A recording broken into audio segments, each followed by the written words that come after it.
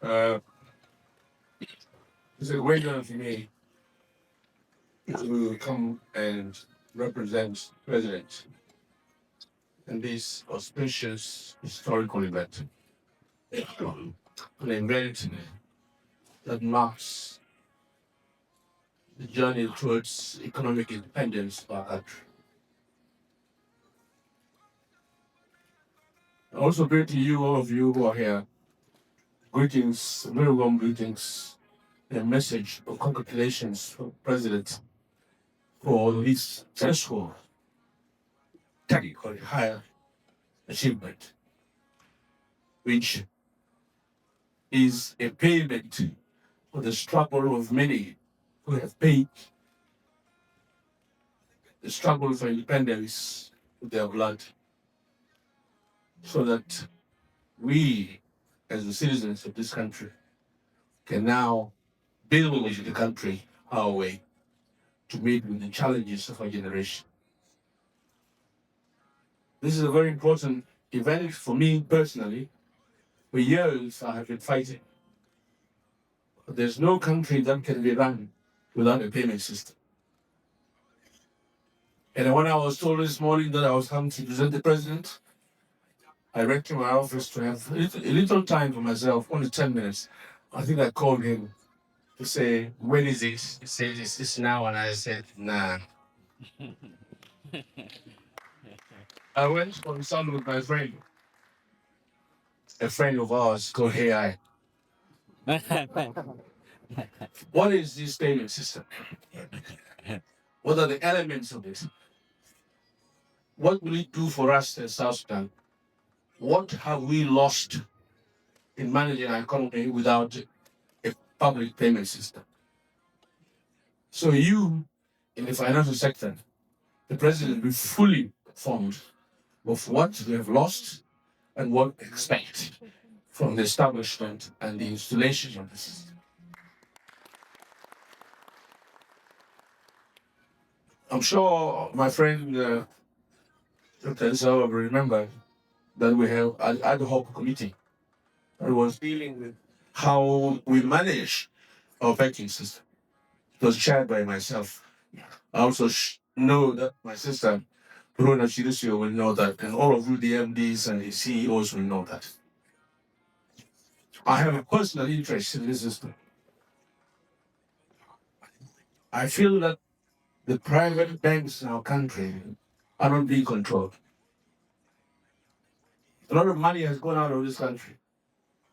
This is the only country where people ship money out and bring them in place. Is that not true?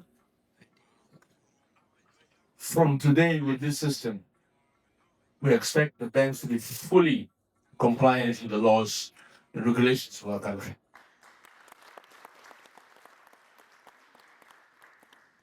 The President did not only fight for political independence, he also wants economic independence. An economy that supports citizens, develops citizens. This country is the only country where commercial banks give no mortgages for citizens to build houses for themselves. Is that not true?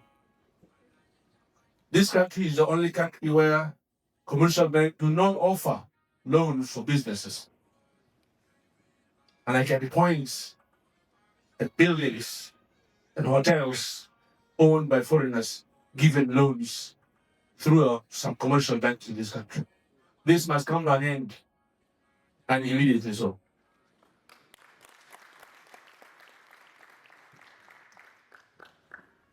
This is the only country where some MDs are so powerful that they even accompanied by national security, their guardians. This must come to an end.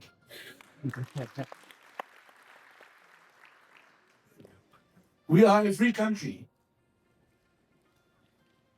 We cannot be bullied by MDs and CEOs. When we have a system that is free and fair, it should not be abused. Because it means we don't know what we fought for. It means we don't know why people lost lives for independence for 50 years. only to be abused by our own, is much more faithful than fighting for over 50 years.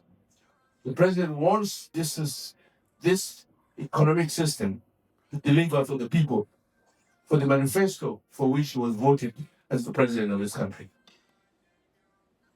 So I've come to say this and say it not only politically, but without fear and favor.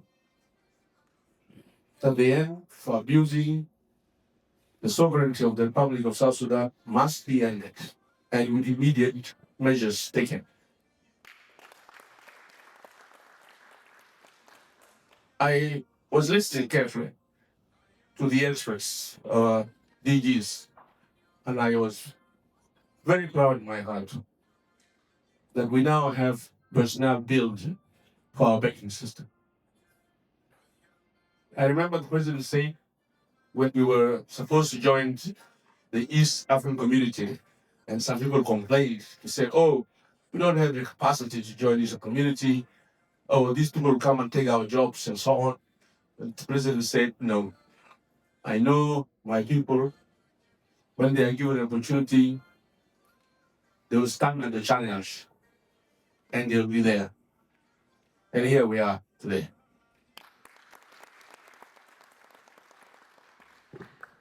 I'd like to appreciate the East African Community Secretariat and the African Development Bank and all the technocrats from our neighboring countries for the speeches they made and for the points they highlighted.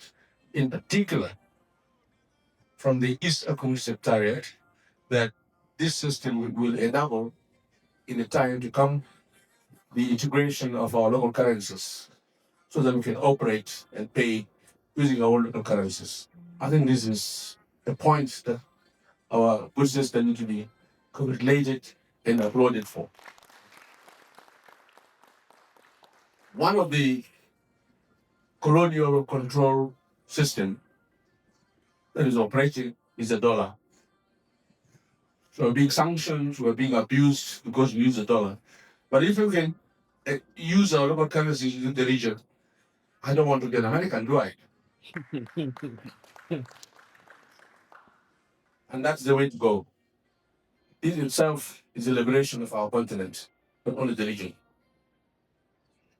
So I would like to encourage this Eastern Community Secretariat, the African Development Bank, and all concerned to accelerate and expedite the usage of our domestic currencies in our interaction as members of the East African community. I also want to thank our Association of the Banks under the leadership of our sister Bruna Sirisha. They have struggled. They've come from Khartoum, they've come from elsewhere, but now they are established. And when you're established, please make sure that your laws, rules, and regulations are rigorously implemented. Kalam that you mean with Malaysia, one of the things that is making us fail, we don't implement our laws that guide us because of Mujamala. This is where we're failing. If the law says do this, you do it, even if it is your mother or father, because that's the only way to succeed. So let's learn. Without this sector, South Sudan can go nowhere. We cannot go anywhere without economic development, without economic efficiency, without economic support to the citizens. Young people graduating should have the opportunity to get mortgages to build themselves houses rather than to corrupt. People who want to do business should be able to access business loans rather than to corrupt and go to Malaya and have payment repeated many, many times. By the way, don't think we're ignorant of what is going on. Our eyes are everywhere. Even in Bank of South Sudan, we know what's going on. Seriously. This is a serious talk. Because we want to be seen as a country that is being run by laws, regulations, and perception that is clean and clear. So today, I was not sent to be a friend to you. I was sent to tell you what the president wants for his country and people. I hope you heard me clearly. Of course. And you also be worried because I'm inside the cabinet. So I can trigger it and then we'll bring you to the cabinet and you'll answer. I have my ways of moving around. Yeah.